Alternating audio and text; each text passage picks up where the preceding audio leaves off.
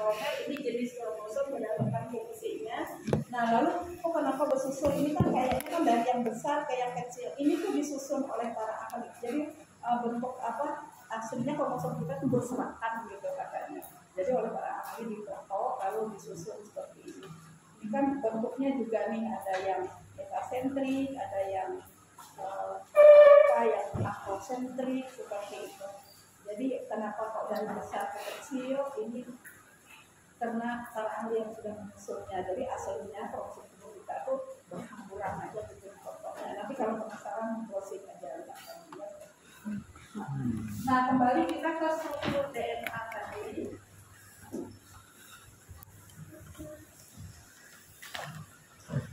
Nah tadi kan di dalam tubuh kita itu tersusun dari sel. Di dalam sel itu ada inti. Di dalam inti ini ada kromosom. Nah kromosom ini adalah kromatin yang menebal dan pendek ya. Kromatin itu kalau dibuka lagi dia terdiri dari solenoid, lalu solenoid itu tersusun dari nukleosom, lalu nukleosom itu terdiri dari gambar di situ bulat, itu adalah histon, amino dan benang DNA yang mengikat histon tadi. Nah DNA itu kan gambarnya tadi kan seperti ini dia. Nah ini oleh Watson and Crick namanya. Jadi Watson and Crick itu katanya memfoto difraksi menggunakan sinar X, lalu dia menentukan bahwa bentuk DNA itu seperti ini. Apa namanya oleh Watson and Crick disebut apa ini namanya? Double helix. Ya, double itu karena dia dua benang, helix itu karena dia ya berspiral. Ya. Nah satu benangnya ini namanya polinukleotida. Ya, jadi satu benang ini adalah satu benang DNA itu polinukleotida. Jadi DNA itu terdiri dari dua polinukleotida yang terpilih ya. Nah poli itu kan artinya banyak. Nah jadi satu polinukleotida itu terdiri dari banyak nukleotida. Nah satu nukleotida itu untuk gambarnya adalah terdiri dari 3 komponen ini. Satu nukleotida itu terdiri dari 3 ini. Ini satu nukleotida ya namanya. Yang bulat ini adalah fosfat, bulat fosfat. Ya. Yang segi 5 itu karena dia memiliki 5 atom C, gula pentosa ya, gula pentosa yang ribosa. Nah jadi kalau pada DNA ini dia kehilangan satu oksigen, makanya dia disebut deoksiribosa. Dari OH ya, sama H.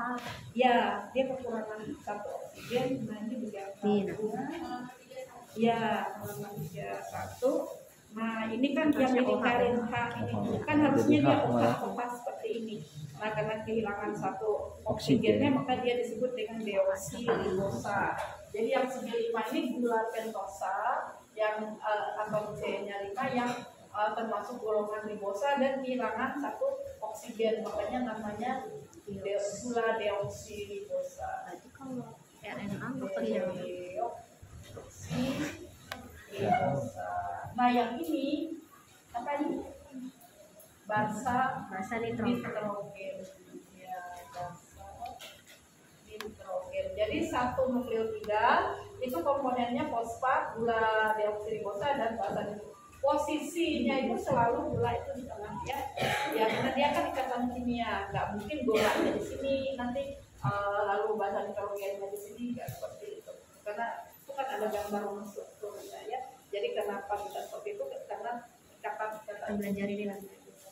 Nah karena satu benang ini terdiri dari banyak nukleotida atau polinukleotida, nah dia digambarkan di ikatan antara gula dan gula ini namanya fosfodiester. Ada nama-namanya, ada nama ikatannya di sini juga ada namanya.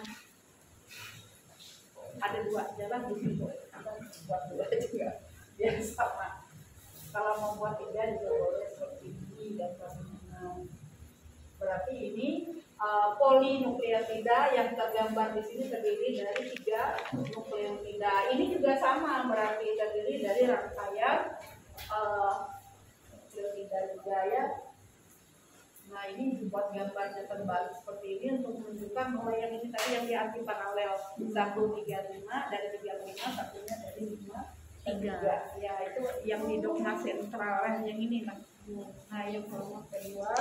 Jadi satu benang itu bergerak dari 5 absen ke 3 absen, satunya dari 3 ke 5. Jadi dia dikatakan kedua benang itu berlawanan atau anti paralel.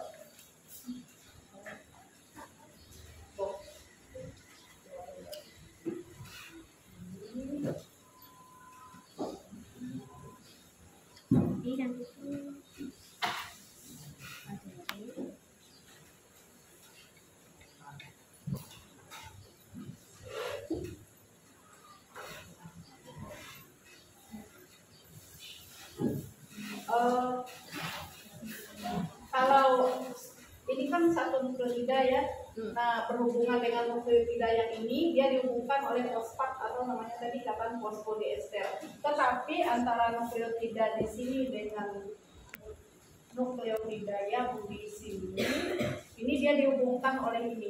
Ini namanya adalah ikatan hidrogen. Ada yang dua, ada yang tiga. Hidrogen. Jadi ikatan hidrogen itu menghubungkan dua basa antara dua buah nukleotida. Ini kan ini polinukleotida, ini polinukleotida yang menghubungkannya di sini adalah ikatan hidrogen ya. Nah kalau di antara ini dan ini tadi itu namanya fosfodiester. Nah basa hidrogen yang ini tadi itu dia ada di gambarnya dia ada dua golongan, yaitu golongan ini golongan purin dan pirimidin.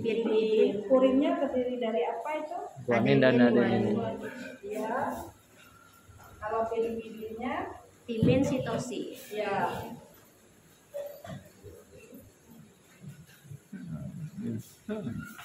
Berdasarkan apa itu? Aku mikir apa bedanya? Dia nggak ada 6, ada deh. Nah ini ya, basa nitrogen itu ada dua golongan. Purin sebenarnya purin itu katanya banyak sebenarnya ya, tapi yang membentuk nukleotida ini tadi ya dua macam ini, yaitu guanin disingkat G, adenin itu disingkat A. Sama juga pirimidin juga banyak macamnya, tapi yang berhubungan dengan nukleotida itu yaitu sitosin dan ini. Sitosin itu disingkat S, ini kadang-kadang kalau ada buku pakai bahasa Inggris dia pakai C di sini. Jadi C itu S ya. Nah, di dalam berpasangan di sini itu selalu antara purin dan pirimidin, yaitu ini. Sama dan T. Ini ikatan hidrogennya 2 ya, lalu guanin dan sitosin. Ini ikatan hidrogennya ada. Ya, jadi berarti kalau ini 2, berarti di sini ini dan adenin. Ini juga 2, berarti adenin. Boleh dia bolak-balik ATTA, boleh ya. Kalau 3 berarti guanin sama ya, sitosin. guanin dan sitosin. Boleh terbalik sitosin dan guanin. Ya. Nah, ini struktur TNI. Tapi kelihatannya kebalik itu gara-gara ini kan ada punya semua, kita ada banyak jumlahnya juga. video itu ini gambar biar enggak Struktur satu ini. Nah, coba kalian jawab itu gula deoksiribosa ditambah basa nitrogen itu belum dibahas ya. Jadi kalau gula deoksiribosa dan basa nitrogen ada yang tahu nggak namanya apa? Kalau dia tidak kan nukleotida namanya Nukleosida. Nukleosida. Ya, kalau basa dan gula itu namanya. Isi aja langsung kalian di buku catatan, kalau ada bukunya langsung di buku. Aku perjelas ini saja benar. Gula deoksiribosa tambah basa nitrogen sama dengan nukleosida yang nomor 1 ya. catat. Nukleosida. Nah, nukleosida ditambah fosfat kayak ini 3 ini ditambah fosfat menjadi nukleosida.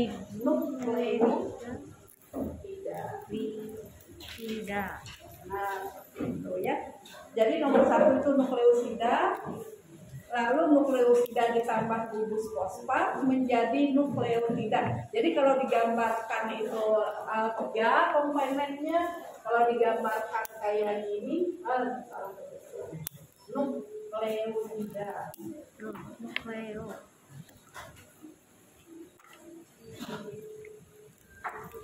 Nah, kalau nukleotida itu gambarnya ini. Nah, satu fosfat, satu gula, satu basa. Fosfat, gula itu posisinya selalu di tengahnya. Ini namanya nukleotida. Tapi kalau hanya basa dan gula, Basa dan gula. ya itu namanya nukleotida. Oh, baik, ini basa. Gula, nukleosida. Oh, itu basa, gula, fosfat. Ya, Fosfat. berarti yang nomor 2 jawabannya adalah Nukleotida. nukleotida. Ya, lalu nukleotida membentuk polinukleotida. Ya, kalau Ya. nukleotida berantai seperti ini, lalu ada 2 dan dia berpilin membentuk Nukleosom. ini, membentuk DNA. Ya. Jadi dari nukleotida berantai, nukleotida menjadi berantai membentuk polinukleotida. Ada 2 polinukleotida yang terpilih kalau dokter itu bentuk DNA. Kemudian DNA ditambah ditambah apa? Nukleosom jadi protein. Ya, DNA ditambah histon. Berarti yang nomor 3 itu adalah histon, ya, membentuk apa di sini nomor 4? Nukleosom. Nukleosom. Balik Ya. aku nulisnya. Jadi DNA Maaf. ditambah nomor 3 itu histon membentuk nukleosom. Ya, Iya. nomor 4. Nanti nukleosom Apa nih, itu sempat membentuk kromatin ya? solenoid dulu, ya. Oh, Baru skleroid itu kromatin. benang. Lalu kromatin nanti kalau sel mau Apa tadi? belah dia menebal dan Nukleosom. membentuk kromosom. Kromatin ini jadi kromosom. Ya, itu seperti itu. Kromosom nanti ada ini.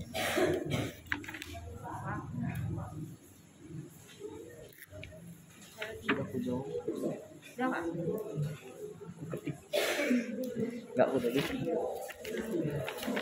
Nukleotida, nukleosida. Nukleosida. Depan aja. Tahu tadi dia di situ. Nukleosida 2, nukleotida 3. Jadi kalau di buku anunya namanya Jelas di sini Bu. Gambarnya. Mana pernah lengkapin? harus di-scan tuh Iya, tapi di soalnya ada. Malas itu mereka. 52. Halaman 52-nya ya, itu gambar basa nitrogen X beserta jumlah ikatan hidrogen Y dalam halaman yang kedua. Di soal. Ya. Biologi itu masih banyak sumber bukunya. Aku ada 3 di rumah. Ada 3 punya. X ini apalah? Adenin enggak? Timin. Timin dengan adenin. Adenin 2, sitosin 3. Ini duanya kan? Dua. Itu adalah apa di soalnya namanya? Ya, Jawabannya C Adenin. berarti. ya, adenin. Yang C. Ya, ini kan sudah dituliskan di Celok. sini. Di sini ada timin. Timin selalu berpasangan dengan apa? Adenin. Adenin. Berarti X ini adalah adenin. Nah, berarti Y ini adalah ikatan hidrogennya. Hidrogennya. Karena adenin dan timin ikatan hidrogennya ada 2. Dua. Iya, oke. Terus jawabannya mana nih? X-nya adalah adenin, Y-nya ada 2. Oh, kalau 3 itu gua yang sitosin lah. Nah, kalau ditanya nukleotida penyusunnya berapa jumlahnya ini? Nukleotida Ingat, dia harus ada 3 tadi, fosfat, gula, dan basa. 9. 9 ya. Tapi kalau dia kurang nggak ada fosfatnya, satu jangan dihitung karena bukan nukleotida. Namanya kan kalau nggak ada fosfatnya dia nukleosida. Yang nomor 7. Ini ketinggalan nih. Iyalah. 9. 10. 10 Iya, ya.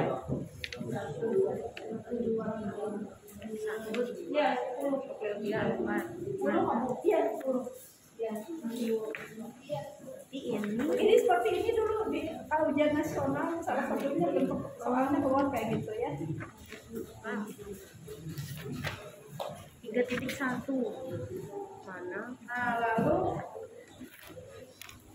kita tahu tadi bahwa yang menentukan karakter di tubuh kita ini adalah gen ya. Nah, gen kita ini berasal dari mana sebenarnya? Gen yang ada di tubuh kita ini berasal dari mana? Orang tua. Dari gen orang tua ya. Lewat apa orang tua menurunkan dari penyakit kita? G. Dan Waris kita. Dari sel telur dan sperma. Oh iya. Nah, baru mau jadi itu. kalau sel Jadi tubuh takut. kita yang tadi kan kromosomnya kan 46 ya. 46 terdiri dari 44 autosom dan 2 kromosom. Nah, kalau pada sel sperma nanti kita bahas di pembelahan sel itu. Kalau di sperma itu autosomnya itu hanya 22. Nah, karena pria itu kan XY. Jadi sperma ini ada 22 macam. Nah, bisa sperma X, bisa sperma Y. Nah, kalau sel telur karena dia 44 X, maka sel telur itu hanya satu macam aja, yaitu 22. ya 22A X aja. Nah, ini jadi Bukan peristiwa penurunan gen dari orang tua pada kita itu terjadinya pada saat fertilisasi ya kalau nah jadi misalnya kalau Y sperma Y membuahi sel telur jadi dia anak laki-laki. Nah, kalau sperma X jadi yang menentukan jenis kelamin itu sperma aja. Kalau telur karena dia hanya satu macam tidak menentukan jenis kelamin. Jadi jangan salahkan istri kalau Budaya kita salahkan cewek yang perempuan dan menyalahkan suaminya. Salahmu kenapa kamu kasih sperma X? Semua seperti itu. Ya, Mana bisa saya itu kalau apalagi ada suku-suku tertentu yang wajib anaknya itu harus laki-laki karena menurunkan nama. Nah itu kan kadang-kadang sampai kawin lagi itu supaya dapat anak laki-laki yang mau perempuan. bayi tabung itu bisa ditentuin lah kelaminnya.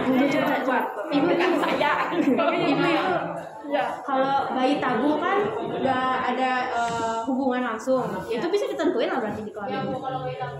Kalau bayi tabung nggak tahu ya di Indonesia sudah ada kan teknologi yang bisa melihat karena kromosom untuk melihat Ini nggak ada, kromosom. nggak tahu juga. Kalau kita lihat dalam proses bayi tabung itu kan dia pakai mikroskop sederhana aja.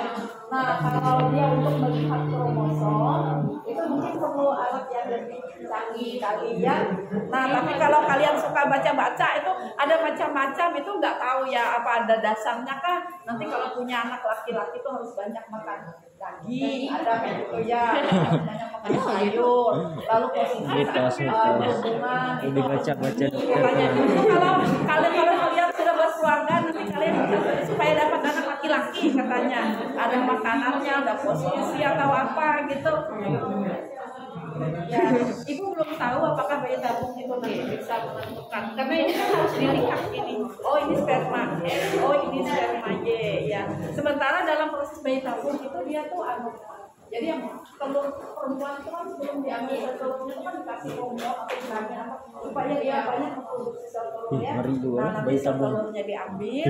Hanya Kalau sperma laki-laki gampang dia ngeluarinnya, kalau laki yang perempuan susah, ada pipet khusus untuk mengambil dan itu ada mengukur suhu tubuh, kapan sel telur itu keluar tuh susah menentukannya ya. Kan ini dalam dia keluarnya nggak di luar kayak laki-laki.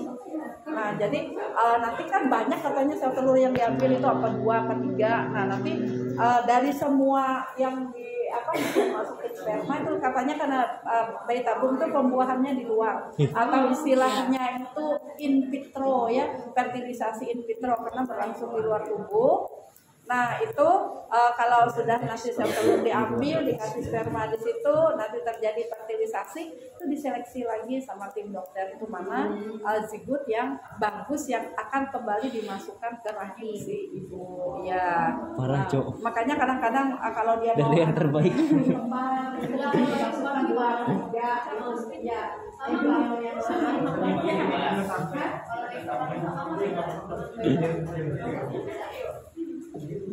dalam proses pembuatan bayi tabung Harusnya telur yang terpilih dia mau telur anaknya terbaik lebih dari dari satu ya zigot yang embryo Saya sudah menganggapnya seperti anak saya sendiri. katanya itu yang sering gagal itu proses penempelan di dinding rahimnya itu yang sering gagal itu proses implantasi atau nidasi istilahnya karena kalau secara alami kan kalau kalian lihat fertilisasi itu di tuba fallopian ketiganya. Nah kalau rahim itu ini kan ini saluran telur gini nanti ovarium di sini ya sel telur di sini spermanya dari sini pembuahannya itu di sini. Nah, nanti Dari setelah sini ke situ pembuahan, gerak menempel. peristaltik dari epitel bersedia itu akan mendorong embrio itu masuk ke dalam Dinding- rahim. dinding Ya, rahim. setelah dalam rahim nanti dia menempel di dinding rahim. Nah, itu yang sering Gagal. bermasalah itu. Ya, seperti itu. Itu ada materinya tapi secara ringkas aja sih. Nah, biasanya sih kalau anak-anak yang baru itu kan materi di bioteknologi yang terakhir ada gitu bayangannya. Itu kalau dia pintar anak kalian nanti mencari bahan itu banyak itu sampai proses pengambilan sel telur itu ada dulu pernah keluar yang kelas-kelasnya dulu itu pakai pipet khusus ya. Wow. Mana ya kembali lagi ke situ. Nah, jadi tadi gen dari orang tua itu diturunkan dari ayah melalui sperma, ibu melalui telur. Sperma dan telur itu jumlah kromosomnya itu hanya 23 ya, atau disebutnya N atau haploid. Nah, ketika nanti si sperma membuahi sel telur, nah misalnya kayak gini ya, nah pembuahan nanti ini jadi anak laki-laki ya. Iya, anak cowok. Ini sigut ya Cowok. Nah, sigut yang sudah diploid. Nah, sigut itu nanti akan membelah. Ya kalau nah proses pembelahannya yang kita sebut pertumbuhan, kan definisi pertumbuhan kemarin bertambahnya jumlah dan volume sel. Jadi dari sigut yang hanya satu sel itu dia membelah jadi 2, belah jadi 4, 8, morula, Jadi sistem organ. Nah, hasil sel dari satu sel itu belah itu menghasilkan sel yang sama. Itu namanya kan belahan mitosis. Untuk pertumbuhan itu belahan mitosis, nanti kita bahas di situ. Nah, sel ini kan bukan sel kosong, ada di DNA di dalam selnya itu. Jadi sebelum sel itu membelah, si DNA-nya itu mengganda dulu atau bereplikasi. Sehingga nanti kalau yang membelah itu adalah sel saraf, misalnya hasil pembelahannya itu sel saraf. Makanya sampai sekarang orang susah membuat cloning manusia itu ya katanya, karena kalau kita cloning itu sel saraf, dia nanti membelah menjadi sel saraf aja. Kalau yang sel otot, dia akan membelah menjadi sel otot. Ya. Manusia tidak bisa Jadi di melebihi Tuhan, awal Bu. kita membentuk itu satu sel, belah jadi 2, morula, blastula, lalu organogenesis ini membentuk organ ya.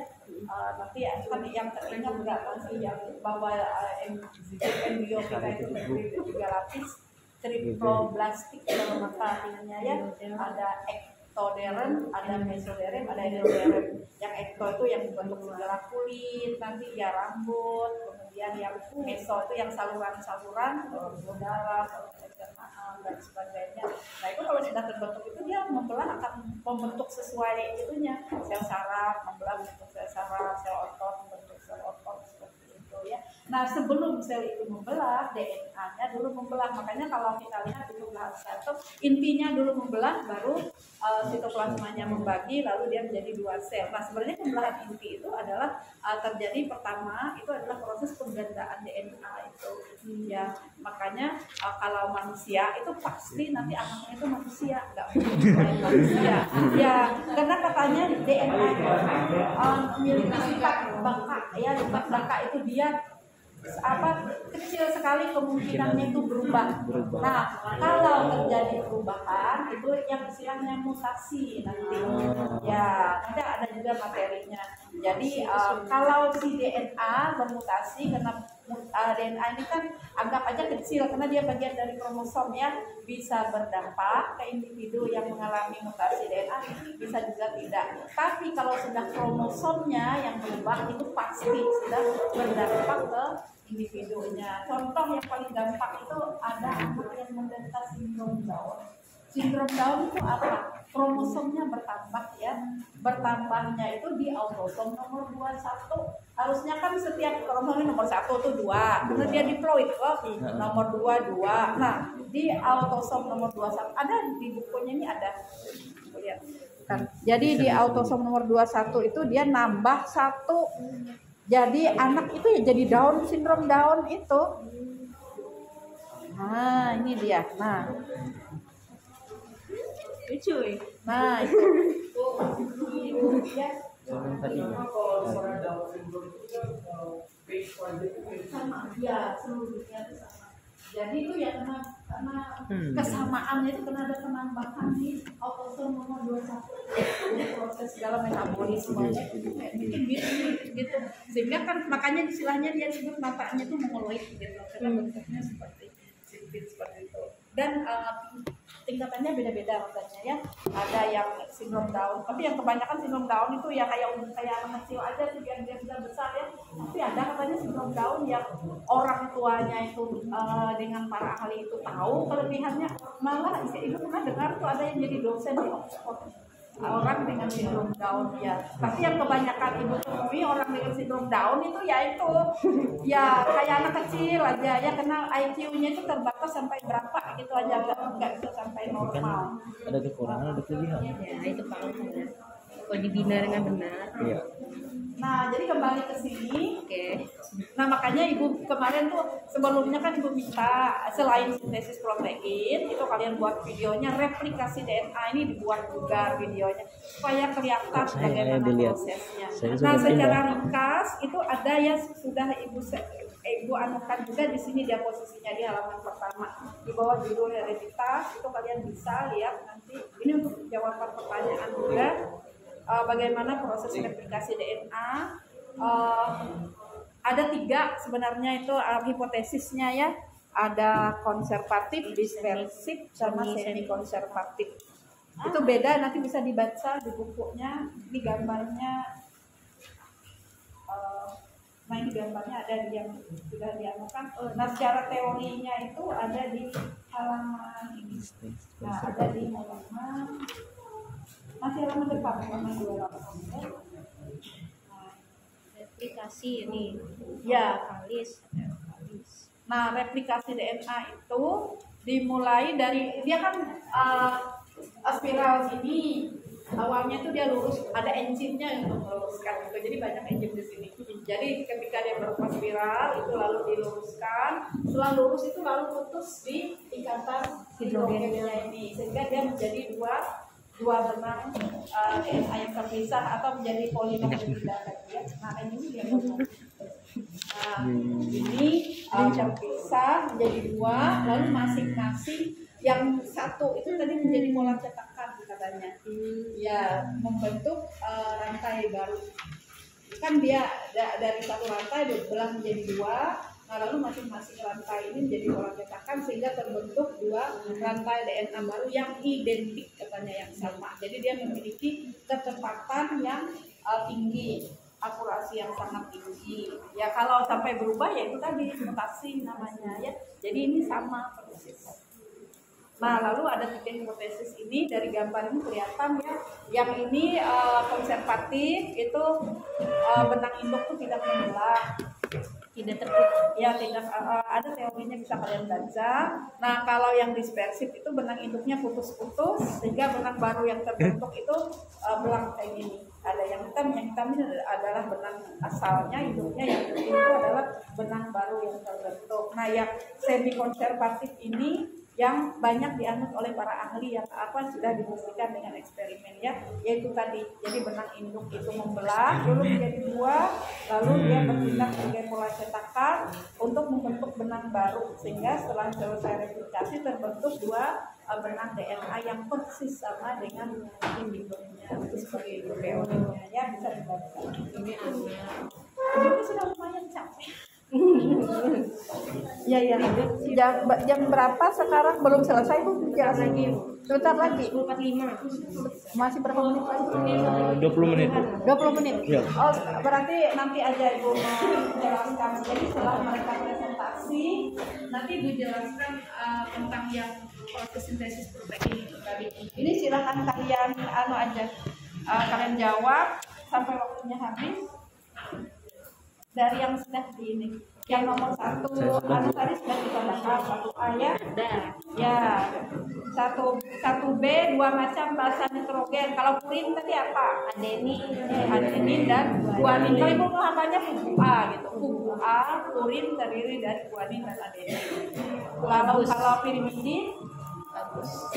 Sitosin dan Adenin, Sitosin. Piripidin, sitosin dan tim itu yang B-nya. U-nya itu yang urasil, itu yang RNA. Ya, RNA.